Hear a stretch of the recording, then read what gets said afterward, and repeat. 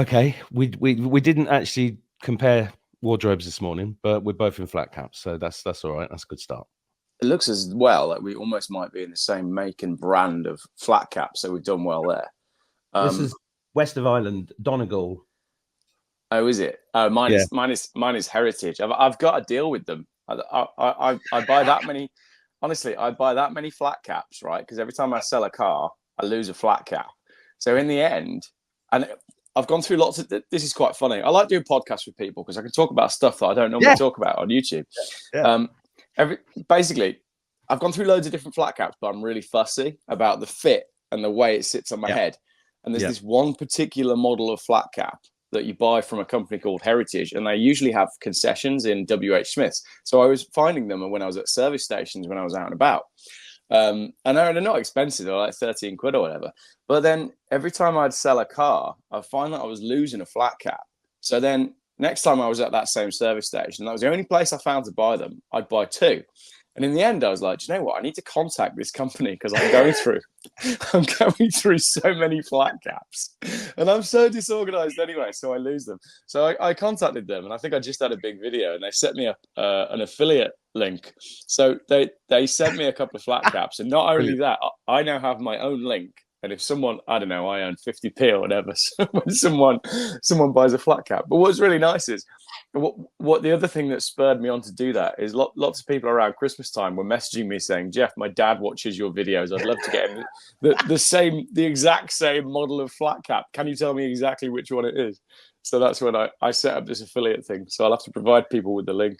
So yeah. Send us the link. If you want a flat cap, get it from Geoff's link. What's amazing about flat caps is that they've been inflation proof. They're the same price now they were fucking 30 years ago. No, which is good because they seem to be. People are a lot more bold than they used to be 30 years ago, aren't they? Are they? I reckon. I don't. Did people used to lose their hair at the rate that they do these days?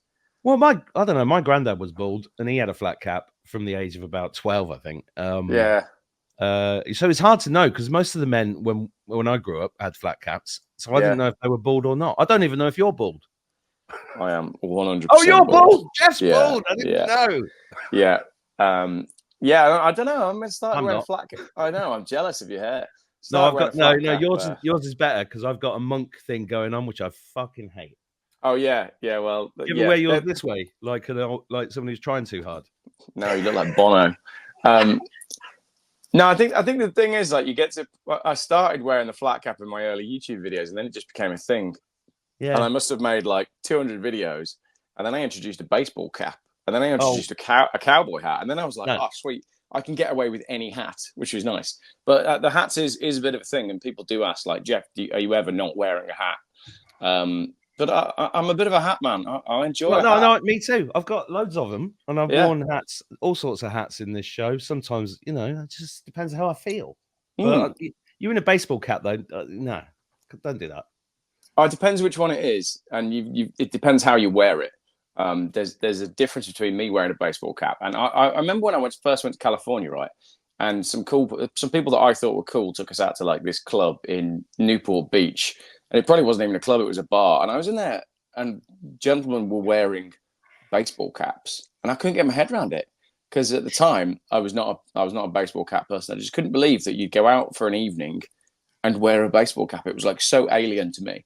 And I was probably trying to hook up with some American girl. And I was doing a very English thing, being like, well, why are they all wearing baseball caps? And this American girl was like totally not on my side at all.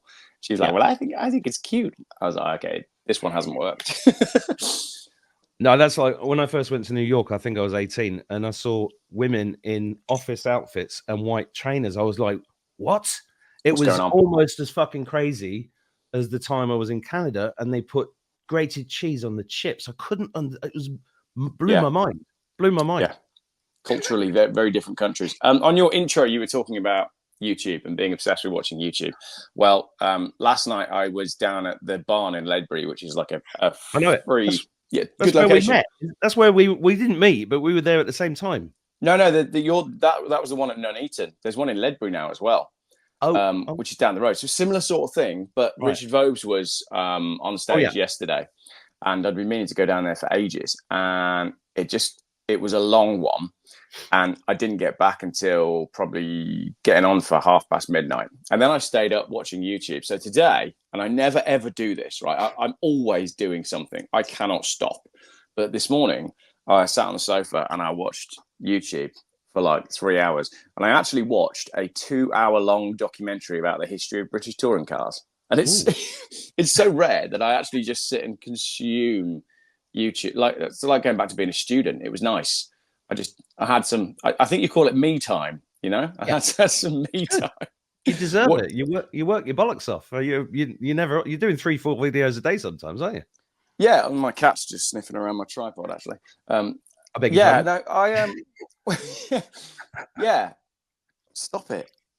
He's got Geoff has a pussy sniffing around his tripod, ladies and gentlemen. I'm going to try and catch it. Look. There you go. There you go. Cat on a podcast. Right, smile. No, I am. I'm always doing something, and I'm always making videos, and I'm always getting emails, and there's always something to talk about. And I've sort of developed a YouTube style that is now relatively free of intensive editing. Whereas in the old days, when I used to do my videos, I used to put a lot of editing into them. But there's two things with that. One, I wanted to be able to get more content out and cover more subjects. So instead of filming and then adding all of the headlines and all of the panels and everything onto the video, which takes a long time, I wanted to get into more just uploading direct from my phone, more commentary stuff. But also, in the early part of this year, the YouTube pay rates dropped really quite significantly, which meant that the rate that you were getting per video, it was getting to a stage where unless a video was doing like big numbers, it wasn't worth the time to put in all of the designed panels.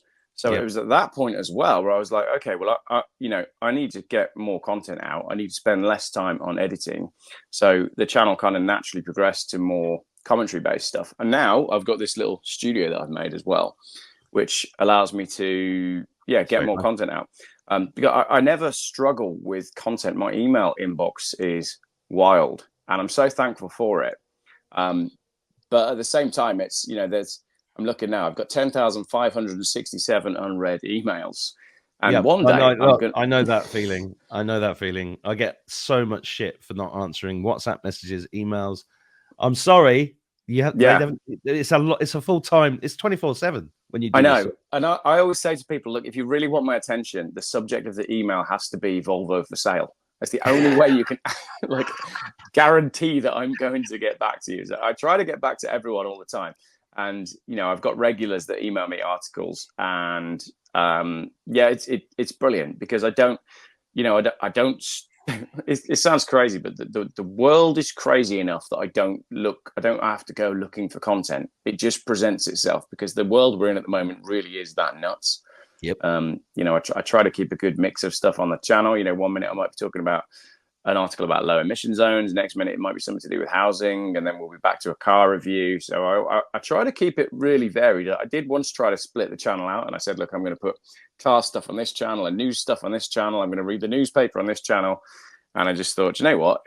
It's like old school television. Sometimes you switch it on and you don't particularly engage with the program that's on. And it might be like that with my channel. One night I might put a video out and you think, I'm not really interested in 1990s touring cars. And then the next day I'll be back onto conspiracy theories and maybe you'll engage with that. So I try to do a little bit of everything.